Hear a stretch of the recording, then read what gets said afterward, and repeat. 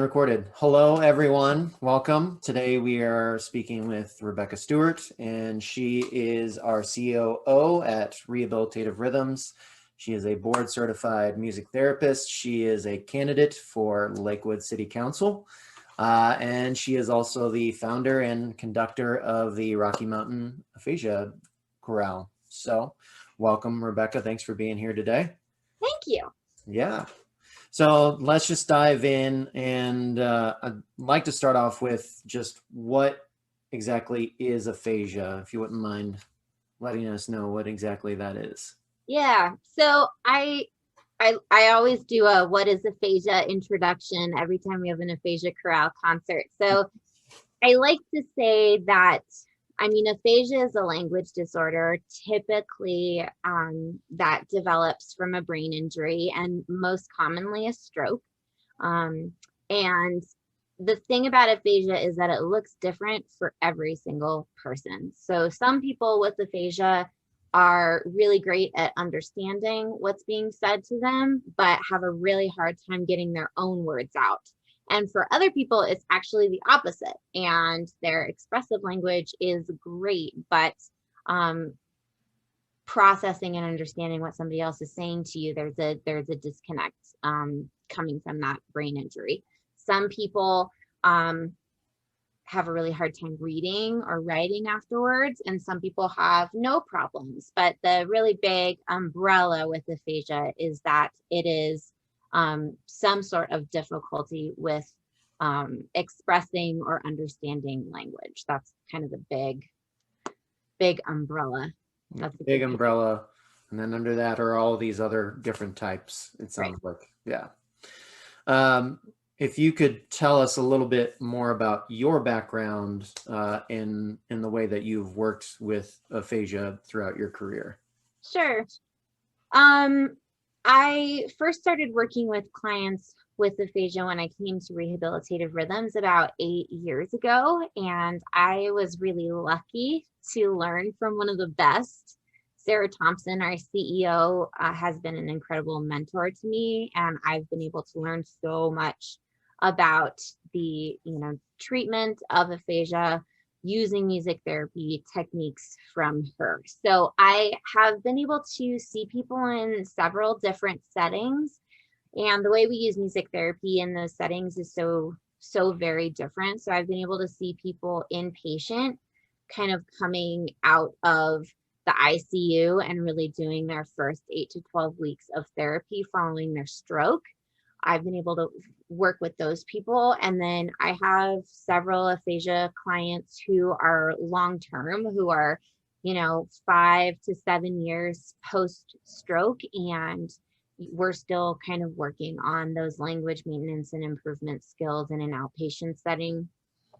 I've been able to do an aphasia class with the Rocky Mountain Stroke Center. And so, that's kind of what happens next. What happens after inpatient and outpatient individual therapy would be something like taking a class if you're still wanting to work on those language skills, but you get to practice in a group setting and have the support of other people who are going through a similar thing as you are. And then the choir really came out of the question, how do we get people engaged back in their community following a stroke or brain injury that leaves them with some form of aphasia? And how do we kind of get away from that rehab model of focusing on how to fix what you can't do, and instead shifting the mindset to how do we celebrate what you still can do? So a lot of people with a specific type of aphasia called Broca's aphasia, which is more of an expressive manifestation of aphasia. A lot of those people have difficulty speaking or getting out words, but because of how music is uniquely processed in the brain, the pathway for singing words is just different enough that a lot of times when someone has a stroke and has trouble getting out words, they can still sing words. And in the rehab model, that's a really essential tool to be able to help someone get more words out and hopefully rehab some of their ability to speak. But at the same time, it's also a really wonderful thing to celebrate in and of itself. And it's something that people can still do and still be successful at. And it's a wonderful way to engage in the community and not always have to focus on what you can't do, and to be successful and be in a community where everyone else is kind of doing the same thing. And it's a moment for families too. We've got some spouses in the aphasia choir. It's a moment in the week where they don't have to be a caregiver and a stroke survivor.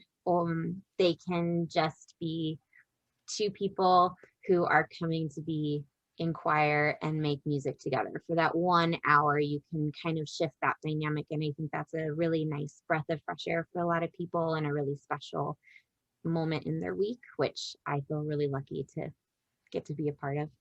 Yeah. Yeah. That's awesome. You've created a whole new setting, you've done in the setting of inpatient, and then you've done the setting of this rehab class, and now you've created this whole new setting where it, as you said, celebrated, and that's fantastic. You mentioned like loved ones and family members are part of this as well. Can you tell us a little bit more in depth about how the choir started and who's involved in the choir in general? Yeah, so the brainchild of the choir happened several years before we actually made it happen. Sarah Thompson and I were talking about it, and she kind of came up with the idea and said, this would be such a wonderful thing for us to be able to do down the road if we can get funding and figure out how to make it viable. And so it just kind of got put on the back burner. And then a couple of years later, we revisited it and thought, you know what, this is something that feels really important and that we should maybe just do, whether or not we have funding for it. So, so that's what happened. We just put it together. I really wanted to make it feel normalized, like people who can't read music still get sheet music in the aphasia choir. And I tried to make it accessible for everyone. So if the words are too small, we'll do lyric sheets for some people, so that they don't have to look at a whole piece of sheet music. I try to do some education for everyone on how to even read and process sheet music. What do these symbols mean, and how do you know what that means, and kind of a basic level of music reading and part singing, which is really amazing. I mean, most of the people in choir have never sung in a choir before, and so teaching people how to sing in parts is so fun, but it's so important to have a quality musical product that people can be proud of at the end of this. So I really wanted to make the choir open to not only stroke survivors, as we were talking about how this choir would work, but really the entire community that surrounds stroke survivors. So that includes caregivers and family members and loved ones if they want to participate. It includes partner members in the community, right? So we've got some of our staff who's involved in the choir. It's open to speech therapists, OTs, physicians, social workers, people who work within the stroke survivor community and want to be a part of something every week that, again, kind of levels the playing field and is just a place for people to come together, use their strengths, and make really beautiful music together. Yeah. It's definitely a strength of putting people back in that community and elevating people and engaging them and making them a part of it. And at the same time, it sounds like you still can focus on the individual needs, like with the lyric sheets and things like that. And so that's awesome. What would you say are some of the challenges that you've had with the group over the years? Well, I mean, working with a whole bunch of people who've never sung in a choir before is always an adventure. I can't imagine why. And so we do warm-ups at the beginning of choir to learn how to use our breath, and we do warm-ups to learn how to listen to each other. When you're singing in a group, it's really important to listen to what's going on around you so that you can blend with other people. By nature, the choir is, many, many people, but hopefully just kind of one big voice. And so teaching people really how to sing, and especially for stroke survivors, how to sing healthily, because a lot of people who have a stroke sometimes will have some paralysis or some injury to muscles on one side of their body. And our vocal cords are muscles as well. And we don't always think about that, but some of our stroke survivors have some slight or some major vocal cord paralysis. The other thing to think about is that, again, a lot of people who've survived a stroke were potentially intubated at one point in time. And Wow. intubation is when you put that tube down your airway, right? So that helps you to breathe. And intubation can cause some scarring and damage on your vocal cords as well. So being mindful of some of those vocal issues that people might be coming in with, and teaching proper vocal technique to be able to gently and kindly treat our vocal cords and our voices well. And which is why I think it's really important and essential that I have a vocal background as well. My bachelor's degree is in voice performance. I have taken vocal pedagogy classes, which just means how to teach someone how to sing. And I love that I get to use some of those things that I learned in my semi-unrelated undergraduate degree in this choir, because in this context, it's really important that people not further damage their voices, because some of them are coming in with pre-existing damage and issues, and actually really teaching everybody how to sing, how to breathe, how to sing healthfully and take care of their voices. So I mean, everyone needs to kind of recognize their limitations in whatever it is we do. That way we can just really use our strengths to do specific things well. And it sounds like you have a real opportunity to guide people along with that, and just focusing on those strengths and producing the best vocal quality for this choir. I want them to, at the end of the day, feel really proud every time they get off the stage from a performance. That's my goal. Yeah. So that is every time we rehearse, that's the goal. I want them to feel proud of what they did. Yeah. Well, that kind of brings us to what are some of the successes? We've talked about the challenges. Now let's celebrate some wins. Yeah, we've had so many wins. We've been so fortunate to have, I can't even I don't know how many concerts we've had since we started. We do 2 concerts a year. We started in 2018. So it feels like we've maybe done 6 concerts. Like doing quick math in my head. But we have had such support from the community. Everyone always shows up to these performances, and that's always, it's, as a performer myself, it's always great when you have an audience. So that's a success. Quite a few of our choir members, one in particular who I can think of, loved singing before her stroke and never really thought that she'd be able to get back to singing, because she does have some vocal cord paralysis, and being able to coach and guide her and empower her that this is still something that she can do has been really special to watch. Even though this is not a therapeutic we don't do this choir with therapeutic outcomes in mind, I guess. Right.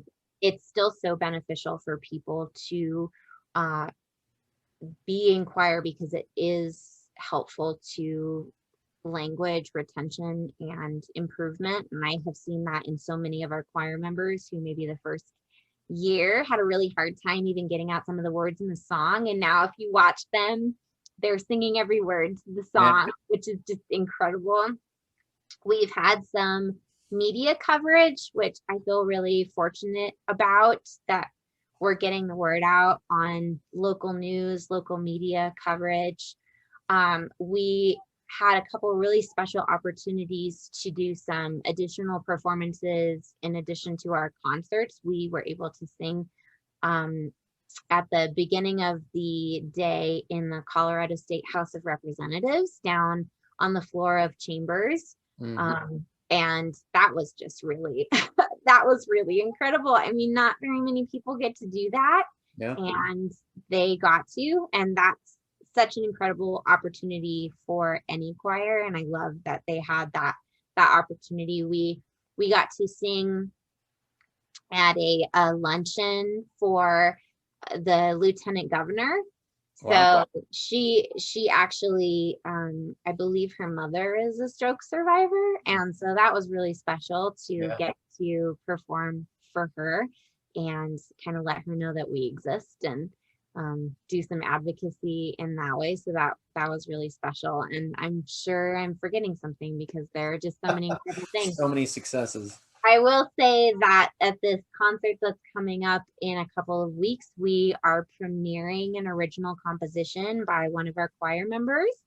And I mean, that's amazing. I'm so excited for people to get to hear that. I can't wait to hear wrote a song about her journey, her stroke survivor journey, and I had the privilege of being able to arrange it for our choir. We had some help from our incredible interns in arranging the instrumental parts, and that is just going to be so special. I'm probably going to cry as we perform it because it's just, that's so meaningful, and that's the whole point of that. It's so great.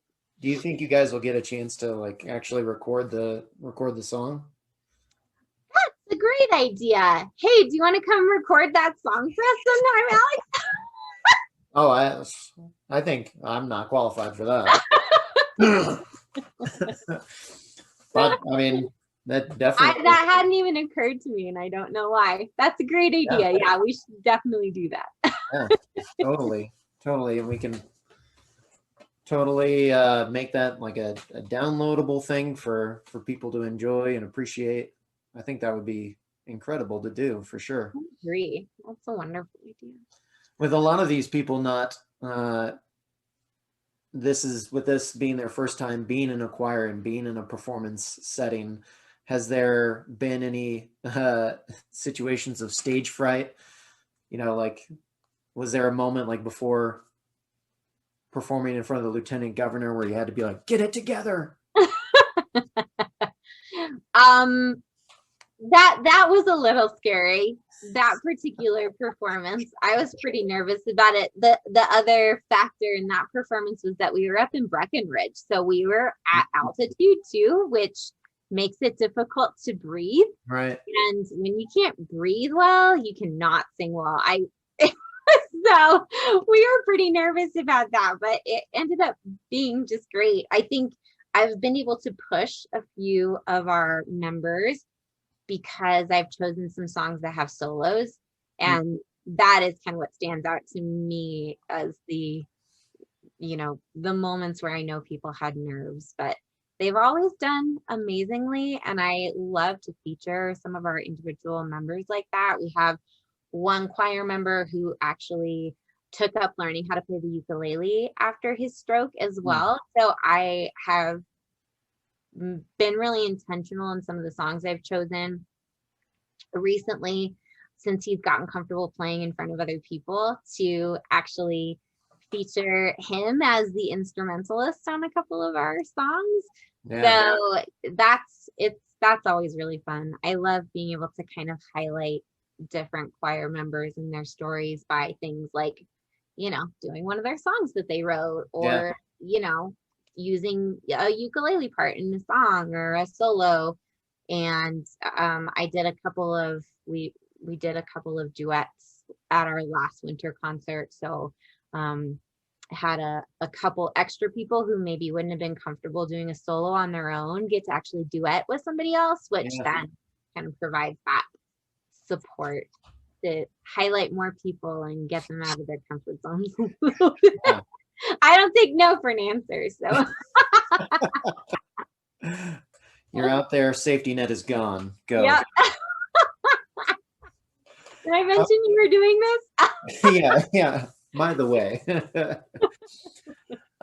So you have this choir. It's a wonderful thing. How can people join? How can people be a part of the aphasia choir?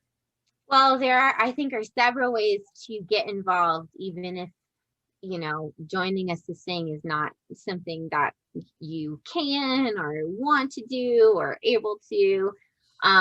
So we are a nonprofit. Rehabilitative Rhythms is, and the choir is one of our programs. And so one thing that you can do to get involved if you're, unable to join us to sing is to donate to the chorale. We offer the chorale, free of charge, donation based for all of our singers, because I don't want cost to be a barrier to joining and being a part of this. But it does cost money to run. We have two staff members, always myself and our accompanist, who are both staff members, and we need to pay ourselves as well, and I don't want to put that burden on our choir members. So donating is a wonderful way to get involved. Now, if you want to join us to sing, I think the really awesome thing that I'm excited about this year is that we have learned that you can do things in a hybrid, virtual, in-person format.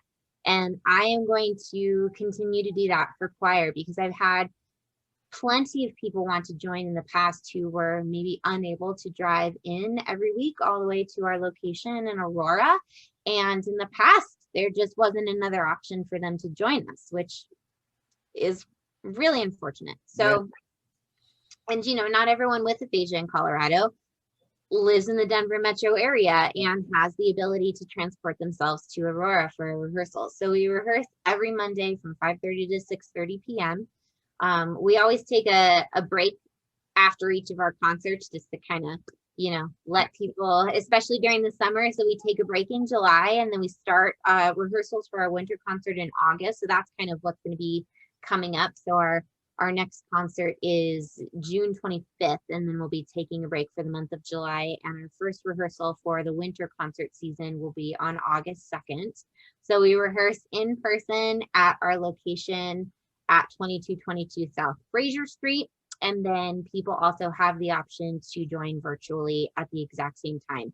And those hybrid virtual rehearsals have been going really fabulously. They've been working really, really well. Yeah. It is, a really wonderful way to join us and sing, even if you can't make it. So what I'm saying is that there is no excuse for not singing with us. I've eliminated all excuses for getting involved. By the way, you're doing this thing.